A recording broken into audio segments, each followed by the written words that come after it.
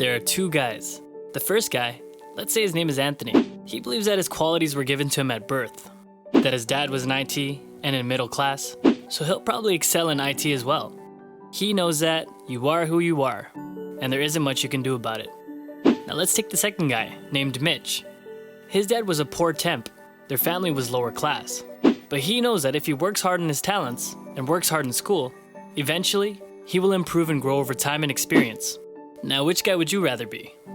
Carol Dweck's book, The Mindset, explains the difference between a fixed and growth mindset, why a growth mindset is better to a fixed one, and what you can do to develop a growth mindset. Let's get started. Mindsets. So there are two mindsets, and let's go through both. A fixed mindset is people believe their qualities are set at birth and carved in stone. You are who you are. There isn't much you can do about it. Characteristics such as intelligence, personality, and creativity are fixed traits, and you can't change them or develop them.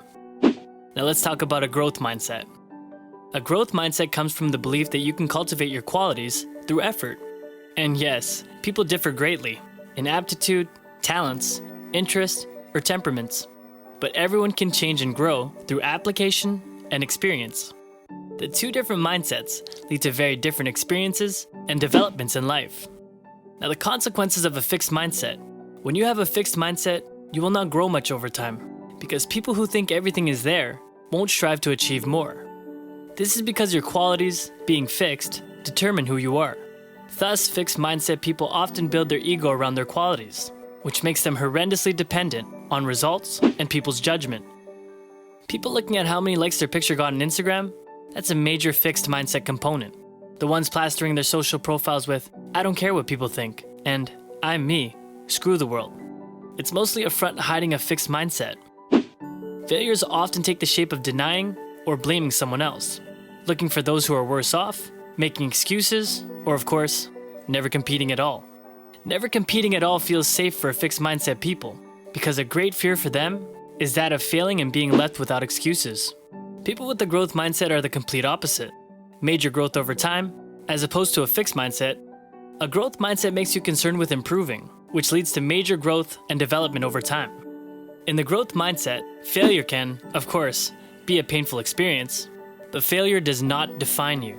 Failure is a problem to be faced, learned from, and overcome, which makes you more anti-fragile. The good news is, you can become grittier and more determined. The passion for stretching yourself and sticking to it, even when it's not going well, is the hallmark of the growth mindset. The growth mindset allows people to love what they're doing and continue doing so in the face of difficulties and struggles. While the fixed mindset is all about the outcome, because if you fail, you're a failure. The growth mindset allows people to value what they're doing, regardless of the outcome. Carol talks about professional athletes. I believe one of the keys of this chapter is that many people look at top athletes and think they are extremely talented and were born with and gifted with great genes and skills. Carol instead says that the truth, most of the times, is that at the very least the talent was backed by a huge amount of work. And, many times, top athletes didn't even show great talent when they were younger. Growth mindset athletes instead were able to see failures as opportunities to learn, and that allowed them to get closer to their full potential and to bounce back from major losses and setbacks in their career. Guys like Kobe Bryant and Michael Jordan always talked about their failures being opportunities to learn. Relationships are another extremely interesting realm to explore how the two different mindsets lead to very different experiences. Carol reminds us that fixed mindset people perceive rejections as a reflection of their flawed personality. It's a very painful rejection that hurts them at the core of who they are, so they can lash out when rejected and can sometimes plot revenge. People with the growth mindset instead are more able to detach themselves from the ebb and flows of relationships and use them as feedback mechanisms to actually improve that relationship. And when rejected, they are more able to move on. So where do mindsets come from? Carol says that teachers have a strong influence in shaping whether or not we will grow with a fixed or growth mindset. For example, teachers who compliment students for being smart reinforce a fixed mindset, and teachers who reward students for doing well because they've worked hard help instill a growth mindset. Also, telling pupils they are fast learners can nudge them towards a fixed mindset, as when in other fields, they might justify not learning fast enough with the idea that they are not talented enough. After I've taken a whole journey on how great it is to sport a growth mindset, here's how we do it. Hear your fixed mindset voice, recognize that you have a choice, Talk back to the fixed voice with the growth one. A mentor I follow repeats, "I can do it, I can do it, I can do it," 3 times in his head every time someone says that disempowering BS. Choose the growth mindset. Read and acknowledge brain plasticity. Fixed mindset is plainly unscientific. Fixed mindset is fear of looking bad. Reenact your worst moments while feeling great. Understand you are stronger because of them. Change your identity. A great way is building the habits of the person you want to be, and it's all practice. I find it useful to always look at things as practice. Worry not about the results, it's all practice.